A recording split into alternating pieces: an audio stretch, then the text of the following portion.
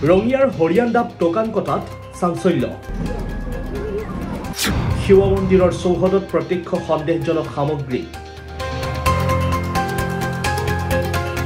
কলপাতত ভাত আৰু তেজৰ চেকুৰাক লৈ ৰহস্য এয়া অন্ধবিশ্বাস নে সাম্প্ৰদায়িক সংঘৰ্ষৰ চেষ্টা ৰাজ্যত হিন্দু ধৰ্মীয় অনুষ্ঠানৰ সন্মুখত গোমাংস উদ্ধাৰ হোৱা ঘটনাৰ চাঞ্চল্যৰ মাজতেই ৰঙিয়াৰ হৰিয়াণ্ডাপ টোকান কটাৰ ৰাজহুৱা শিৱ মন্দিৰৰ চৌহদৰ এজোপা গছৰ তলত দেওবাৰে পুৱা কলপাতত উদ্ধাৰ সন্দেহজনক এইসমূহ সামগ্ৰী ইয়াকে লৈ এতিয়া অঞ্চলবাসীৰ মাজত সৃষ্টি হৈছে প্ৰতিক্ৰিয়াৰ পুৱা মন্দিৰত বন্তি জ্বলাবলৈ অহা দেউৰীয়ে প্ৰত্যক্ষ কৰে এই সন্দেহজনক সামগ্ৰী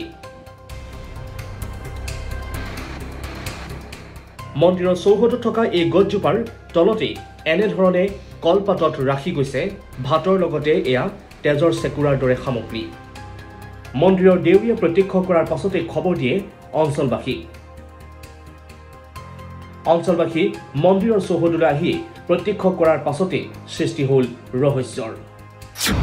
ৰাজহুৱা মন্দিৰৰ চৌহদত কোনে ৰাখিলে এই সন্দেহজনক সামগ্ৰী আৰক্ষী উপস্থিত হৈ আৰম্ভ কৰিছে তদন্ত মই গম পাওঁতে আমাৰ যোৱাকালি বোধহয় ৰাতি হয়তো এই ঘটনাটো ঘটিছে নিশ্চয় মাহিলী আমাৰ যিটো আমাৰ দেউৰী আছে ভাগ্যৱালা দাস তেখেতে প্ৰতিদিনে ৰাতিপুৱা আহি আমাৰ মানে কি চাকি বন্তি জ্বলাই আৰু মোচা সৰা কৰে গতিকে সেই সময়ত তেখেতে আহি দেখা পালে যে আমাৰ শিৱ মন্দিৰৰ কাষত দুকাষে দুখন পাতত মানে কি অলপ মানে ভাত আৰু মানে কি তেজৰ কোহাৰ নিচিনাকৈ কিছুমান মানে তাত মানে ভাতৰ লগত সানি পেলাই থোৱা দেখা পাই তেখেতে আমাৰ ৰাইজক খবৰ দিলে ৰাইজে খবৰ পাই ততলৈকে মানুহবিলাক আমাৰ আহি ইয়াত জমা হ'ল জমা দেখিলোঁ যে আমাৰ যিহেতু বস্তুটোৰ ওপৰত সন্দেহ আছে ভিডিঅ' কৰি তেখেতে লৈ গ'ল আৰু আমাৰ বিশেষকৈ তিনিজন মানুহৰ নাম লিখি এড্ৰেছ লিখি মানে কি চহী কৰি মানে আমাৰ মোবাইল নম্বৰ লৈ গৈছে আৰু তেখেতসকলে লেবৰেটৰীত পঠাব তেখেতে আমাক কিছু সময়ৰ পিছত ৰিজাল্টটো দিব আৰু তেখেতে আমাৰ ইয়াৰ পৰা মানুহ যাবৰ কাৰণে আমাক নিশ্চয় ফোন কৰিব সেই ফোনৰ জৰিয়তে নিশ্চয় মাতিলে আমি নিশ্চয় যাম গতিকে এইখিনি আমি গম পাইছোঁ ৰিপৰ্টটো কেতিয়া আহিব ৰিপৰ্টটো মোটামুটি আবেলি আগত আহিব বুলি কৈছে ছাৰে কি সন্দেহ হয় এতিয়া সন্দেহটো হয় যিহেতু আমি গোটেই অসমত দেখা পাইছোঁ যে মানে কি এইটো ক্ষেত্ৰত মানে কি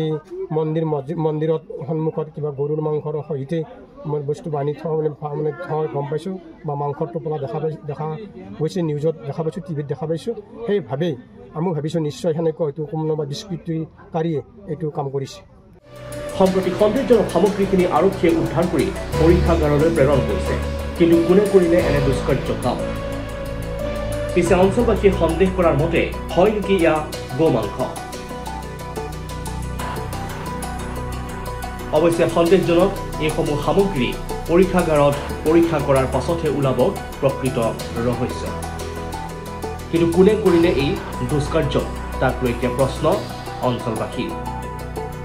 news desk report India Today North East Assam